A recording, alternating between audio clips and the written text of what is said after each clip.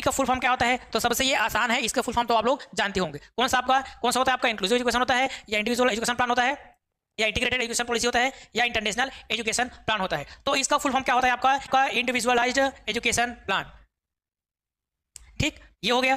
तो हम बात करते हैं आईपी के बारे में। आईपी एक्चुअल में है क्या चीज? जिसको हम बोलते हैं व्यक्तिगत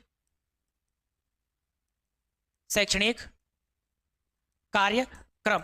अब इसके कुछ जो पॉइंट है वो पॉइंट हम लोग देख लेते हैं। सबसे पहले तो क्या इसका प्रोग्राम तो हो गया। सबसे पहले क्या है आपका?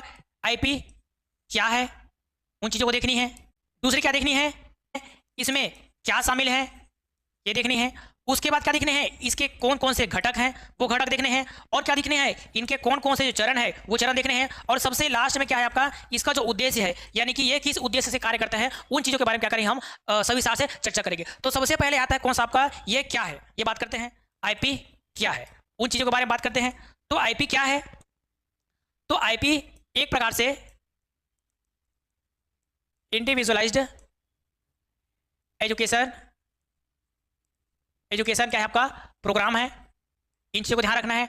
और सबसे मुख्य बात, यह एक प्रकार का कानूनी दस्तावेज है। क्या है आपका? कानूनी दस्तावेज है। जिसमें क्या शामिल होती है? इसमें शामिल होती है छात्र के क्या चीज?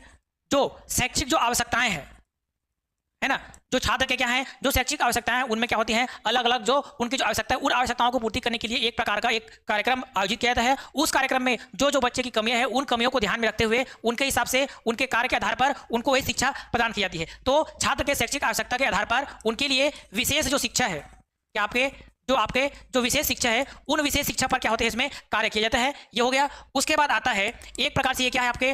माता और जो पिता है, उन पिता के बीच में क्या है आपका? भागीदारी है। माता पिता और जो शिक्षक है, कैसे शिक्षक है आपके? माता पिता और उनके बीच में जो विशेष शिक्षक हैं, है ना, जो क्या है आपके? जो विशेष शिक्षक है, उन विशेष शिक्षकों के मध्य क्या है आपके? भागीदारी है। तो इनके लिए क्या होते हैं? ये कार्य करते हैं। उसके बाद आता है यह एक क्या है आपका? शैक्षिक योजना है।